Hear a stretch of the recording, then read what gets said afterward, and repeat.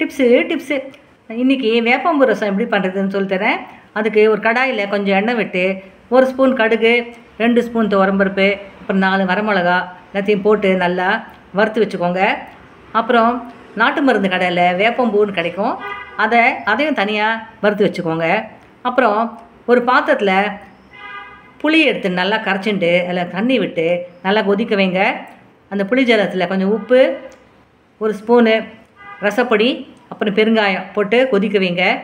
நல்லா புளி வாசனை போன உடனே இந்த வறுத்து வச்சுருக்கிற சாமானெல்லாம் அதில் போட்டு நல்லா கொதிக்க வச்சுட்டு கடைசியாக அந்த வேப்பம்பூவை போட்டு ஒரு கொதி வந்தோடனே அணைச்சிருங்க. சூடான சுவையான வேப்பம்பூ ரசம் ரெடி. இந்த வேப்பம்பூ வயிற்றுக்கு ரொம்ப நல்லது. வாயு தொல்லை, வயிற்று கடுப்பு இருந்தவங்களுக்கெல்லாம் சரியாயிடும். வாரத்தில் ஒரு நாள் வேப்பம்பூ சாப்பிட்டா உடம்புக்கு ரொம்ப நல்லது. இதை நீங்கள் செஞ்சு பார்த்துட்டு எனக்கு மெசேஜ் பண்ணுங்கள். தேங்க்யூ. கீதா முரளி. பாய்.